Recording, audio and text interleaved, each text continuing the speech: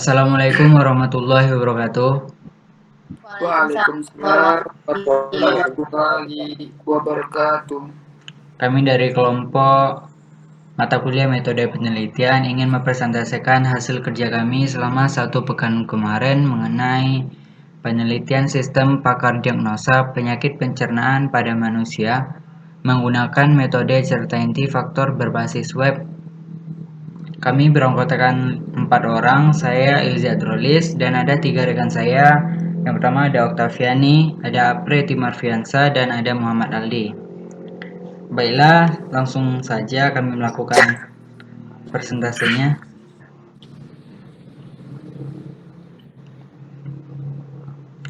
Lanjut slide-nya, tak?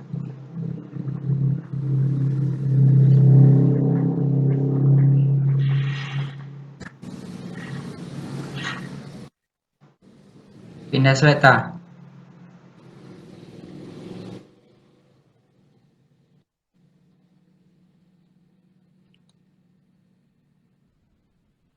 Pindah. Yang pertama itu adalah tujuan kami untuk membuat laporan ini. Yang pertama yaitu merancang dan membangun sistem pakar untuk diagnosa penyakit pencernaan sehingga dokter spesialis penyakit pencernaan dapat melakukan diagnosa dengan akurat serta pasien mendapatkan hasil diagnosa penyakit beserta keterangan dan solusi dengan mudah dan cepat. Yang kedua tujuannya yaitu merancang sistem pakar yang mudah dimengerti oleh masyarakat.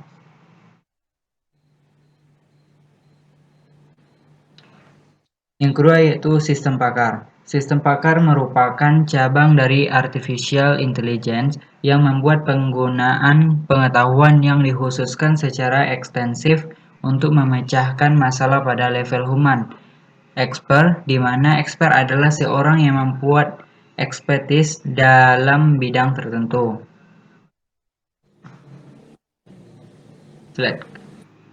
Yang ketiga yaitu sistem pencernaan. Sistem pencernaan pada manusia merupakan salah satu organ vital yang mana seharusnya dijaga dengan baik. Kesadaran akan kesehatan masih sangatlah rendah.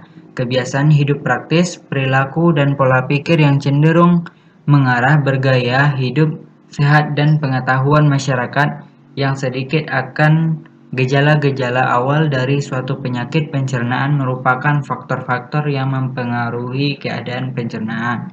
Selanjutnya akan dibacakan oleh Apretiri Marfiansa. Baiklah, masyarakat juga membutuhkan informasi penyakit yang dideritanya, mulai dari gejala, penentuan jenis penyakit sampai solusi masih bergantung kepada dokter spesialis. Selain jumlah dokter yang sedikit, biaya yang dibutuhkan berkonsultasi tidaklah murah, sehingga perlu adanya suatu sistem untuk mendiagnosa penyakit pada sistem pencernaan, di mana aplikasi ini merupakan implementasi pengetahuan-pengetahuan sebelumnya dalam mendiagnosa suatu penyakit dengan memberikan suatu pernyataan dan informasi ke dalam sistem menjadi sistem pakar.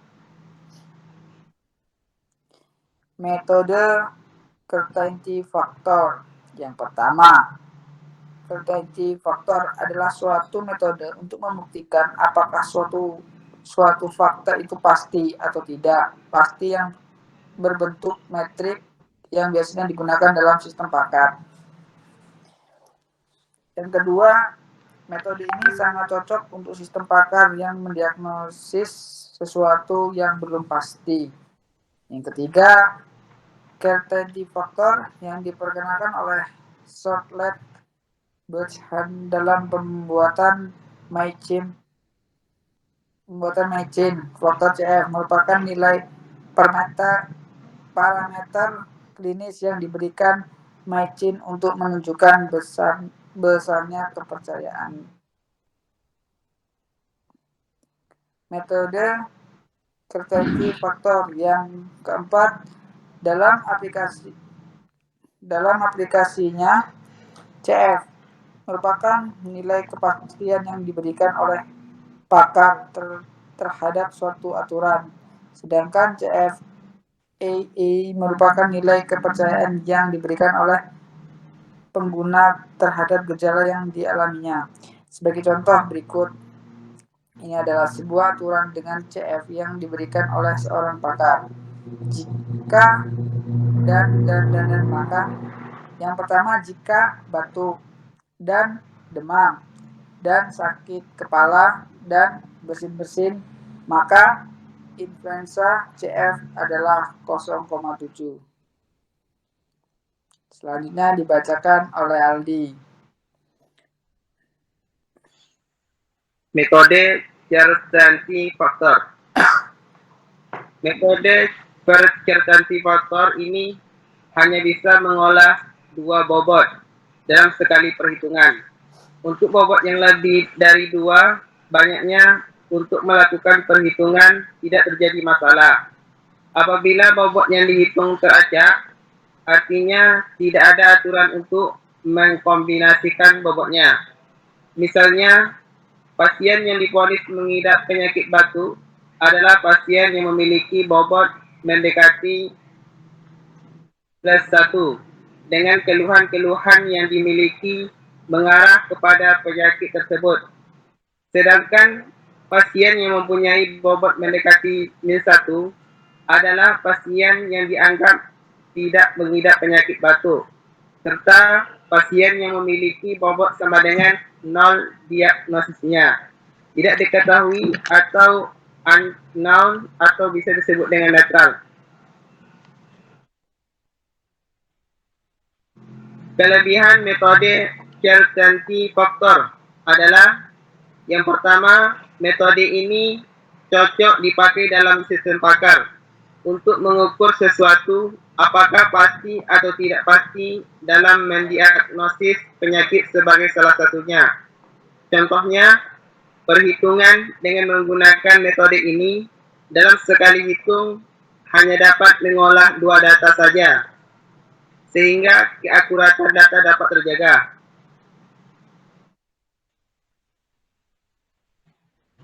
Website dan basis data. Website diartikan sebagai kumpulan halaman-halaman yang digunakan untuk menampilkan informasi teks, gambar diam atau gerak, animasi, suara, dan atau gabungan dari semuanya, baik bersifat statis maupun dinamis, yang membentuk suatu rangkaian bangunan yang saling terkait, yang masing-masing dihubungkan dengan jaringan-jaringan halaman. Basis data. Basis data adalah kumpulan informasi yang disimpan di dalam komputer secara sistematik sehingga dapat diperiksa menggunakan suatu program komputer untuk memperoleh informasi dari basis data tersebut. Selanjutnya akan dibacakan oleh Octaviani. PHP. PHP dahulu dikenal sebagai personal context, sekarang PHP atau Hypertext Preprocessor yang merupakan program yang dikembangkan secara bersama oleh programmer dari seluruh dunia yang menekuni dunia open source. PHP ini dikembangkan khususnya untuk mengakses dan memanipulasi data yang ada di database server open source seperti MySQL. MySQL adalah sebuah program database server yang mampu menerima dan mengirimkan datanya dengan sangat cepat, multi-user, serta menggunakan perintah standar SQL atau struktur query language.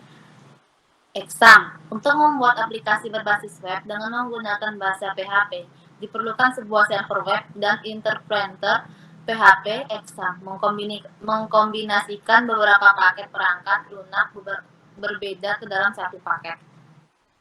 Proses pengumpulan data. Data primer, yaitu observasi, merupakan kegiatan pengumpulan data berdasarkan pengamatan langsung ke beberapa masyarakat. Yang kedua, wawancara, merupakan tahap pengumpulan data melalui wawancara dan tanya jawab dengan sumber atau pihak-pihak yang terkait, diantaranya masyarakat yang mempunyai penyakit pencernaan, terutamanya yang menjadi sampel penelitian. Yang kedua, data sekunder, merupakan tahap pengumpulan informasi berupa data-data yang sifatnya diambil di luar dari konteks yang ada di site. berupa literatur tentang fenomena terkait penyakit pencernaan yang ada. Analisis dan pembahasan. Yang pertama itu ada analisis. Metode penelitian menggunakan kualitatif yang bersifat deskriptif.